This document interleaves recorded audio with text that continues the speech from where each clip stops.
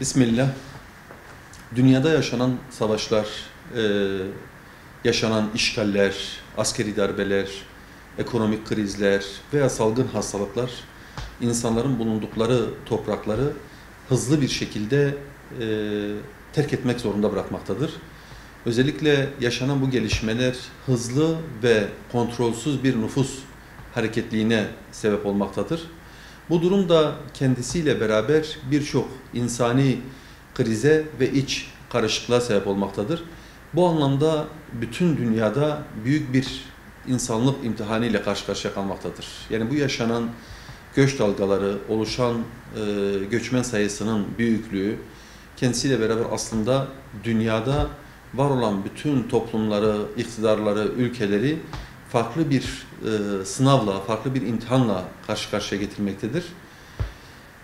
Tabii bizim özellikle komşu ülkelerimizde yaşanan savaşlar, darbeler, işgaller, ekonomik krizler bizim de ülke olarak göçmen sorunuyla ciddi anlamda karşı karşıya gelmemize sebep olmaktadır. Özellikle son dönemlerde, son yıllarda yaşanan işte Suriye'deki iç savaş, Mısır'daki darbe, Afganistan'ın Amerika tarafından işgali, bu ve buna benzer ve en sonunda işte Rusya-Ukrayna arasındaki savaş ciddi bir nüfus hareketliğine sebep oldu ve Türkiye'de göçmen sayısında, mülteci sayısında ciddi bir artışa sebep oldu.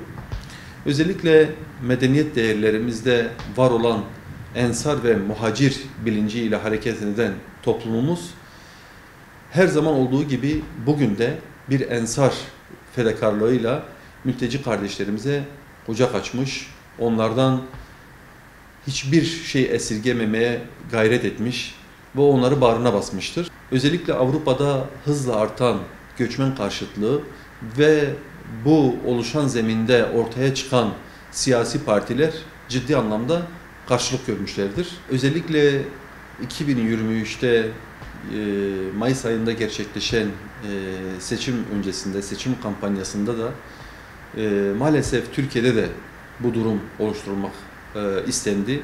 Bunun üzerine ana politikalarının temeline göçmen karşıtlığını koyan bazı siyasi partiler oluşturuldu ve bu anlamda bir politika yürüttüler. Ama halkımızın biraz önce bahsettiğimiz o medeniyet değerleri, o yardımlaşma ve dayanışma kültürleri, insani ve İslami değerlere olan bağlılığı bu tür göçmen karşıtı partilere geçit vermedi ve seçim sonuçlarında da onların kendi hayal ettiği ilgi ve alakayı görmelerine izin vermedi. Özellikle mülteciler üzerinden siyaseti dizayn etmeye çalışmak, siyasi çıkarı için göçmenleri veya mültecileri suistimal etmek ve toplum mühendisliği aracına dönüştürmek utanç vericidir.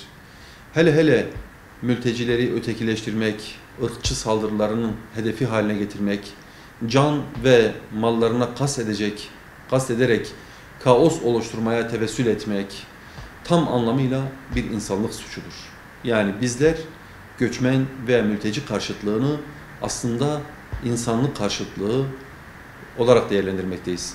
Özellikle makyavelist anlayışa sahip, oy uğruna toplumsal birliğimizi, beraberliğimizi hedef alan ve insanlık suçu kapsamında değerlendirdiğimiz göçmen karşıtlığı üzerinden politika üretmeyi bugüne kadar asla doğru görmedik. Bundan sonra da bu tür düşüncelere, fikirlere, yapılara da asla prim verilmemesi gerektiği kanaatindeyiz.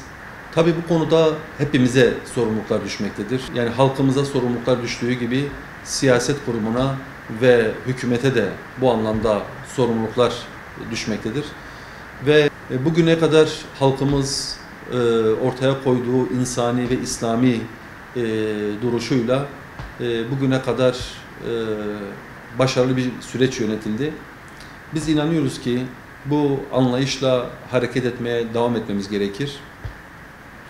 Elbette mevcut politikalarımızın temelinde öncelik insan ve öncelik adalet şiarıyla hareket etmemiz gerekir. Bu tüm meselelerde olduğu gibi mülteciler konusunda da aynı anlayışla hareket etme zorunluluğumuz vardır.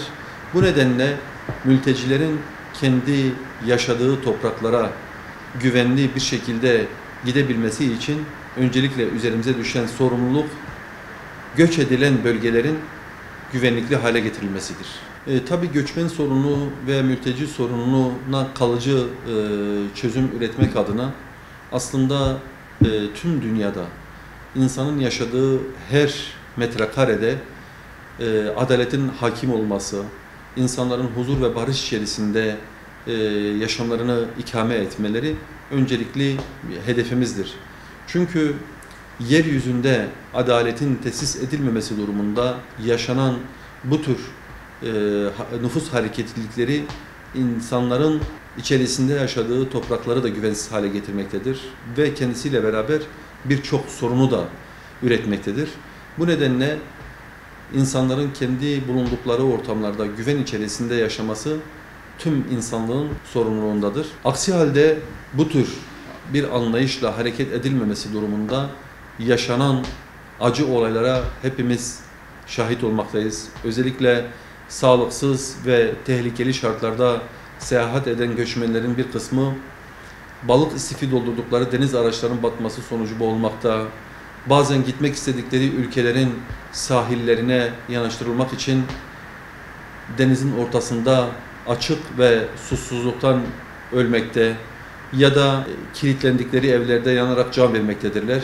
Özellikle kendi öz vatanlarında mensubu bulundukları toplumun onurlu bir üyesi iken hısım ve akrabalarından uzakta, dillerine ve kültürlerine yabancı oldukları bir toplum içerisinde sıkıntılı bir şekilde yaşamak zorunda bırakılan mültecilerin gurbet ellerde mutlu olmadıkları ve sığındıkları toplumlara da mutluluk getirmedikleri acı bir gerçektir.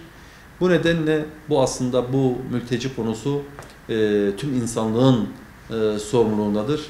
Hiçbirimiz, hiçbir kurum, yapı buna duyarsız kalamaz.